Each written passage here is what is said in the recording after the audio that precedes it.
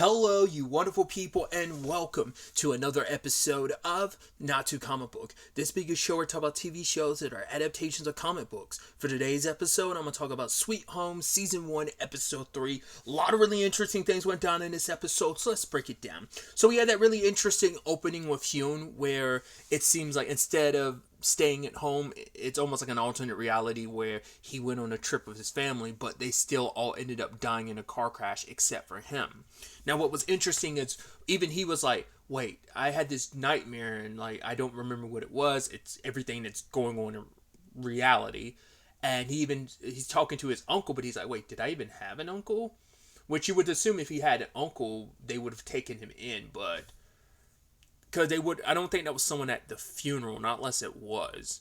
And he kind of got kicked aside because of the way he acted at their funeral. But either way, what was really interesting is like he left the hospital and then people started disappearing. And then the voice, the dark side of him or whatever it is, this infection is like, hey, is this what you want? I can give it to you. I can make everyone you hate disappear.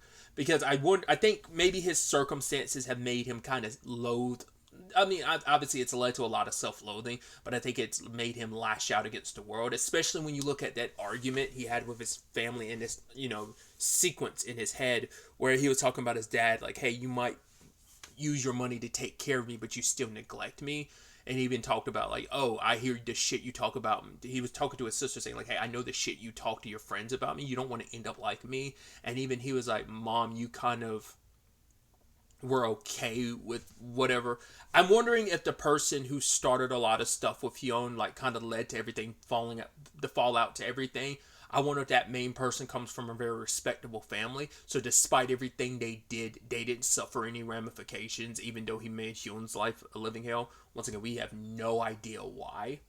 And maybe we'll circle back to that later on in the season. But for now, that's something, it's unclear at this point in time. But then we snap back to reality where he is underneath the door as the giant monster like goes after the kids and they run away. And then you have Jisoo and the religious dude Jaehyun going after to try and like help the kids. Not much. I mean, at first you're kind of like, well, there's not too much I can do against such like a hulking thing. You even have Hyun trying to hold it back, and it ended up like smacking him, and he ended up surviving because it seems like the infection's kind of already spreading in him, and it like I don't know whether it's just kind of like a fiction thing of just like, hey, you're just surviving, or whether it's just like because you're already infected. Because we see later on with that woman that it does seem like with the infection inside of you, you can take quite a beating. At this point in time, I'm curious, like, if you were to kill Hyun, would he actually die? Or would he, like, the monster, because he's already infected, it'd be extremely hard to kill him, but maybe because he hasn't gone all the way completely, that it keeps him alive, but that he's still human enough that he could just die. There's still so much we don't know about this infection and how it works. But because of Jisoo and Jaehyun, they were able to save Hyun, but Jisoo's like, yo, he's infected, we need to do something about it. But the problem is, like, even though he is infected, he hasn't gone full monster, which we've seen doesn't take too long. The girl, his next door neighbor, the actress, it turned, from what we could tell, pretty quickly. So I guess it's like, if you can fight off the infection long enough, but eventually it probably will get to you, it's just a matter of how long before it consumes you. So, but for Hyun, he's begging for their help. It's like, please help me save those kids. Luckily, he prepared the kids enough to let the oldest know, like, hey, there's a monster out there who can't see, but it has really good hearing. But the fact is, they specify that, like, obviously you have to be quiet around any of the monsters, but that one in particular, cause my biggest question last episode was like, my understanding was like they all have good hearing, like it's like zombie rules. I mean, granted, if they see you, that's another thing too. But this one in particular has really good hearing. Maybe it just naturally always would have, but without its sight, I'm getting too into the weeds about it. I know, but that's where I'm so curious about. Once again, it seems like this one in particular just has really enhanced hearing. it worked out to the kids' favors because like the large one's coming up the stairs and the one with half a head ends up attacking it, which is interesting to know that they can attack each other. In fact, they will duke it out. I mean, the big one only attacked that one because it's like, oh, you attacked me first, and it started beating the ever living shit out of it, and then tosses out the window. Where I'm like, well, that works. That's one less monster inside the building. Because currently speaking, at that time there was only 3 monsters that we're aware of.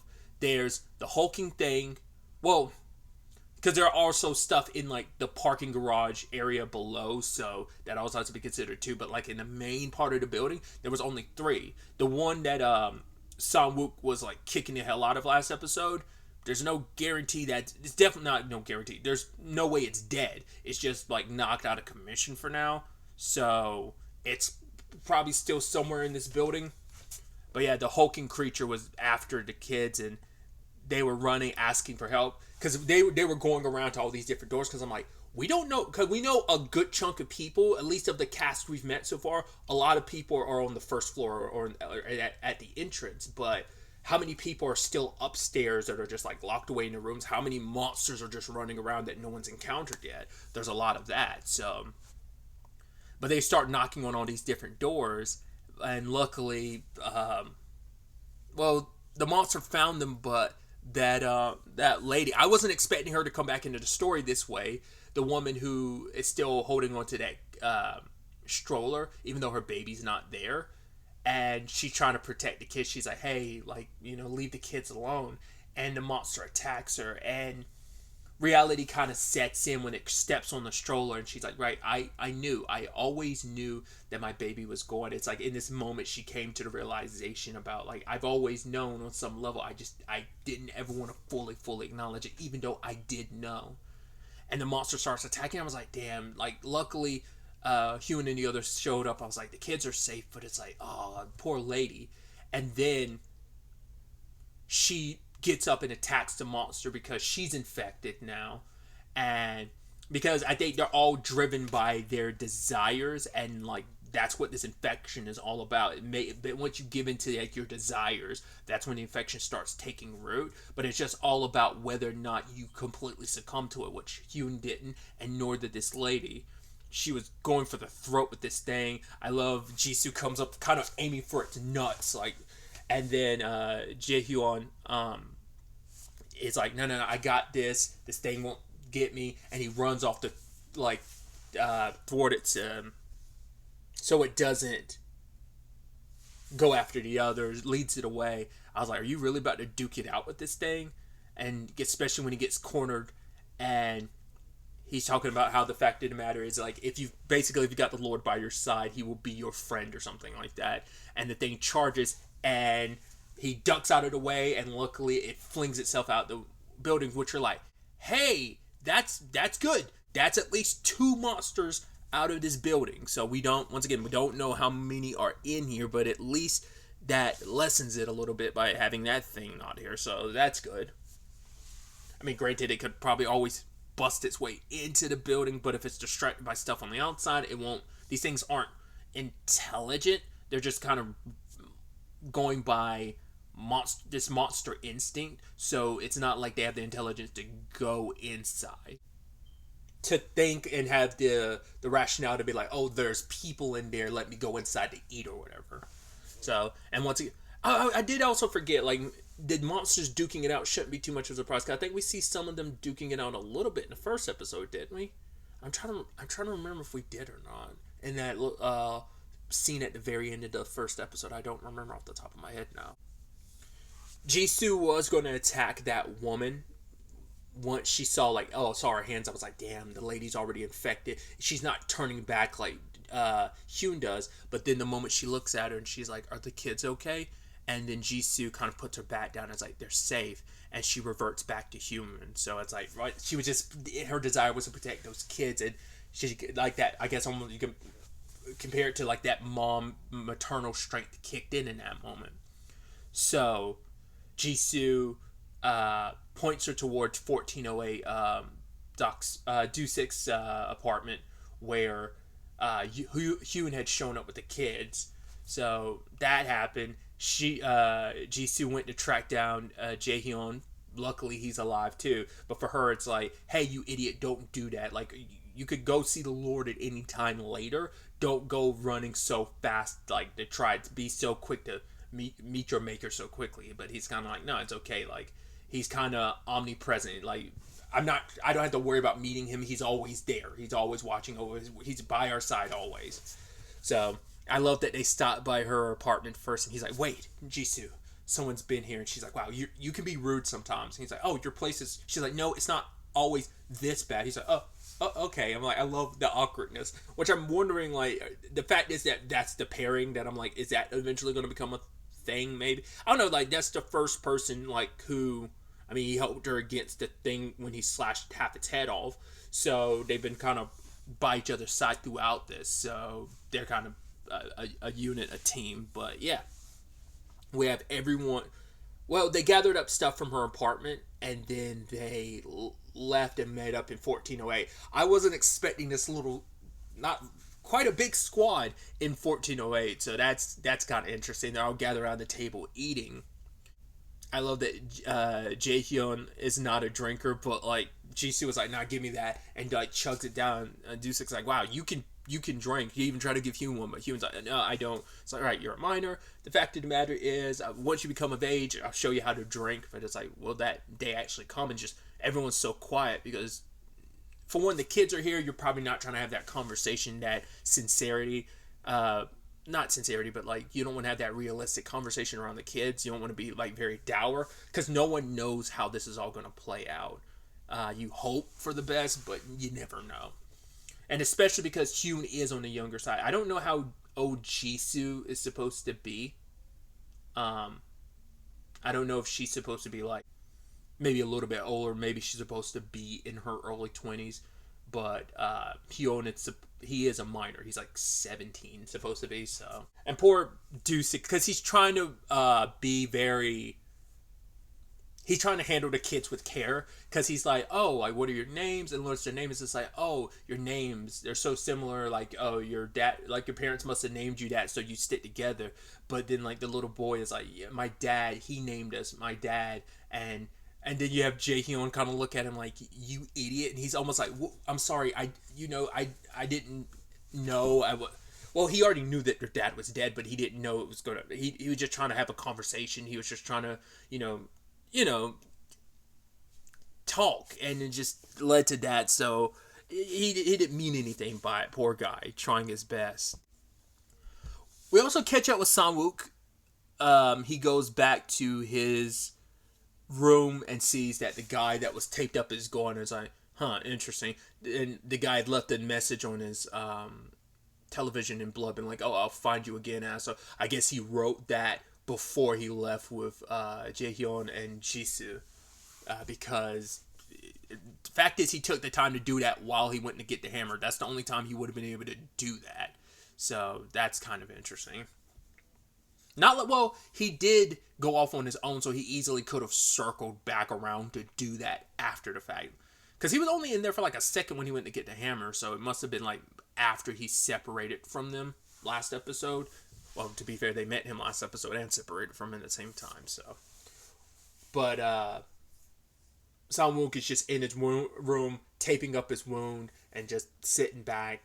What he's going to do, I don't know. Because we also have, Eun-yu, like, she's off on her own. She went back to their apartment her and her brother stay in, and she's just laying in her bed. I'm like, I'm surprised so many of you are so cavalier about this. But to be fair, it's the reality that it is. And at least Hyun's crew, it's like, yeah, they're acting rationally. Everyone on the first floor is acting rationally, but it's like, I think you is just, like I said, there's denial going on there where it's like, I think you're kind of overcompensating. You're putting up this front. And obviously her ankle is hurt and she's like wrapping it up. And we see that dress. She takes a box cutter too. So like there's some underlining stuff there. She had this conversation with Sang-wook in the first episode where she talked about, I think she got kicked out of school. I don't know if it has something to do connected to all like her ballet dancing, and just maybe it's like, hey, you were supposed to be perfect, and maybe the pressure just made her crack, or we don't know. But like she has such disdain for it. Like maybe it's just, hey, this is what I was going for, but that means nothing now because the world is basically over. Because that conversation's trickling out to everyone else because luckily the firefighter, I believe it's Yi Kyung, she was able to get the power back on before getting snatched up by something. But then the president's statement was heard, which plays out a little differently in the manhwa.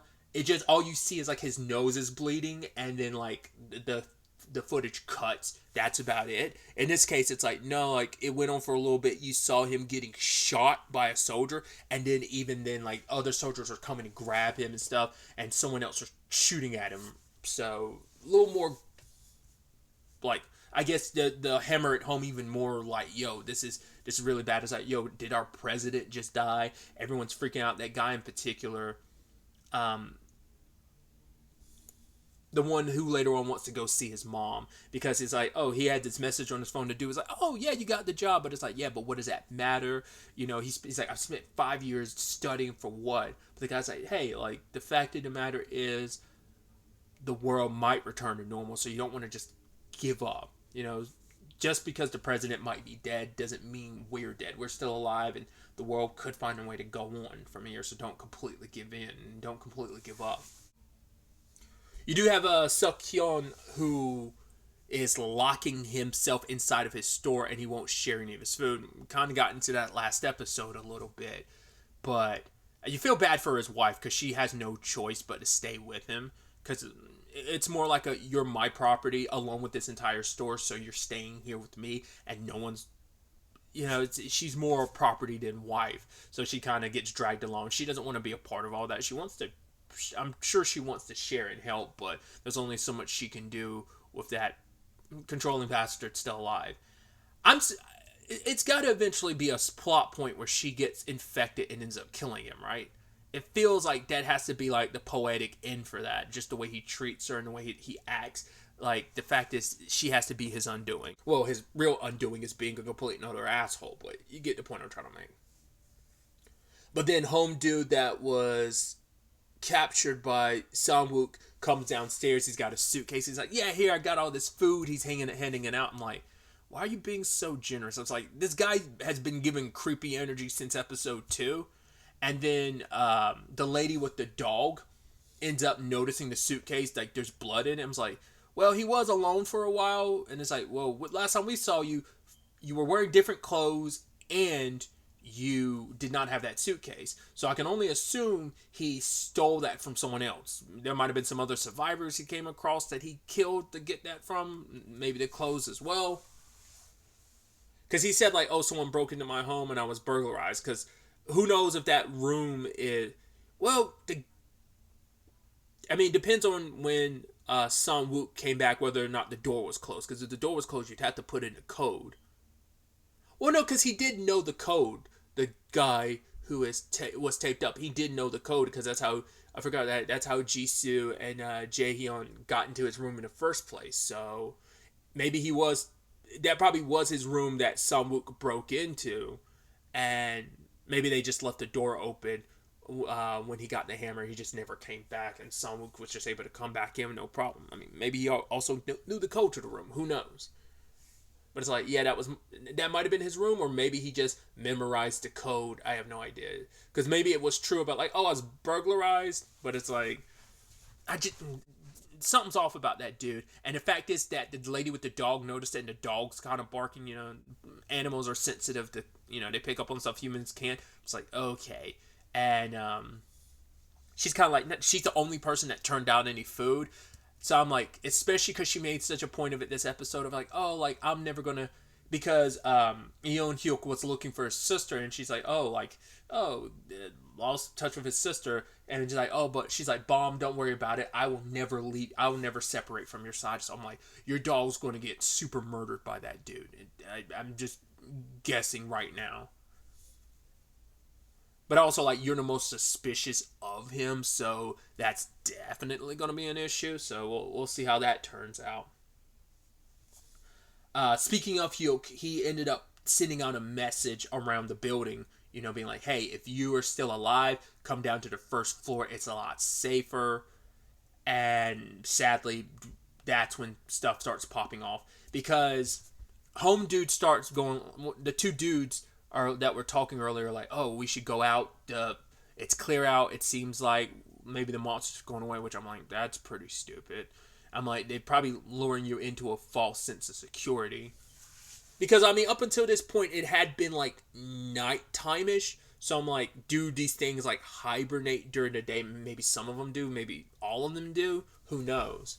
But then there's the whole sequence where the mom is trying to get the door open because she's trying to go look for her daughter. Because I don't know whether it's like, hey, my daughter actually sent me a message, or whether it was just like, hey, she's out there, like I said previously, so I need to go after her. And when she does, she sees her daughter running. I was like, the timing of that's too perfect, that it's like she just happens to like run towards the building now. Why? Well, to be fair, there was like a shit ton of monsters outside first, so I'm like, it's understandable why you probably would avoid that area. But what made her decide to come here now? Maybe she heard the voices, but like the timing's just too interesting. Like that's why I was almost like, is she seeing something? But it's like, no, everyone else sees it. And the sad thing is, the soldier runs out there to help the helper, because he had made a promise. He was one of the people in particular. He was like, for now, calm down. I'll help you find your daughter. So he made that promise, and he wanted to help, and he ends up getting killed in the process. Because I was thinking like, oh, is she faking him out? She's already infected, and she ends up killing him. But then we see like the tentacle, the tongue went inside through her chest and went inside of him. So I was like, was that thing puppeteering her the entire time? Probably not. It's most, because we definitely didn't see it from, so it's like it was hiding in one of the cylinders nearby, and they were making all this noise, and it like stabbed her and killed him in the process. So it's gonna be, because Hyuk didn't make a decision in that moment. He was just paralyzed because he didn't know what to do in that situation, and the soldier acted, and yep, they both got killed. Like if anyone had gone out there to save her, like they'd all be dead. But it's also like, hey, if Hyuk had listened to her, maybe her daughter would still be alive right now. It's like, if you had listened to me and let me go find my daughter, then it would be okay. I'm sure for that mom, it's like, even if we didn't survive, at least we would have died together. I've seen my daughter die in front of me. So that thing was probably just there hibernating and waiting out there. I mean, those two were really ready to go out there too. So it's like, this worked out for them, because it's like, oh, we thought we should go out there. Now they know not to. So it's like, even though we can't see the monsters, they're still out there. They're probably all, like I said, in some hibernative state just nearby. And once again, let's not forget, there's at least two that got flung out the window that are still out there. So the gate's still wide open. No one's closed it yet, but everyone on the first floor is witnessing all that. Because I do love that when the announcement was going off, Sokyeon was kind of like, yo, you need to like turn that alarm off. And it's like that thing with the tongue might still be out there. He was right, so it's definitely going to be interesting to see where we pick up with that element of it. I'd also forgot to talk about the interesting conversation with Hyun and Jisoo, because they both made that promise to each other, like, hey, if either one of us gets infected, we will kill the other before they become a monster, and making that promise to each other. Which part of me almost wonders if there's some correlation with Jisoo's like bass guitar, because she was going to leave it behind until Jaehyun like brought it up as like, oh, are you going to bring that? And we saw her like crying like after, I think the body had already been taken away. The guitar still had the sticky note on it saying like, now it's yours. So we still don't know the full context of that situation. So maybe that plays a role in her being like, hey, if it comes down to it, I'm sorry you're infected, but it's like, if it comes down to it, we'll make that promise to each other that we'll kill one another if we ever become monsters. Also, really quickly, with Yi Kyung, like I brought up earlier, she got grabbed by a monster, and she's kind of caught in this web. But if you notice, the person, we didn't see their face, but you saw it seemed like they had like a backpack on or something, and we saw a whole bunch of keys. So I'm assuming the person that captured her was the security guard, because I'd assume he's the only one running around with a whole bunch of keys like that. So I was like, interesting. But he still looked very humanoid, like a lot more like human, fleshy human than like a humanoid monster. So that's when like maybe he's infected, but maybe he hasn't gone all the way yet. Or maybe that's unrelated to her capture. Maybe that's something else entirely down there that grabbed her. Maybe it was that giant kind of legged thing we saw on the security cameras. Because Hyuk, when he was talking to the, because they were talking about, hey, like Yi Kyung hadn't come back yet, but it's like, okay, Hyuk was like, we'll wait a little while. Now the thing is, it's like, oh, what about the security cameras down that area? It's like, yeah, but they were turned. So either that was already the case, or whatever was down there, or someone down there turned the cameras. It's hard to say. It could just be like the cameras were always in that position in particular. So, like I said, there's a lot here. It's going to be interesting to see where the next episode takes us with all of this. But really, that's all I wanted to talk about. Until the next time we meet, be happy, be safe, live life to the fullest, and enjoy it. Good day, and goodbye.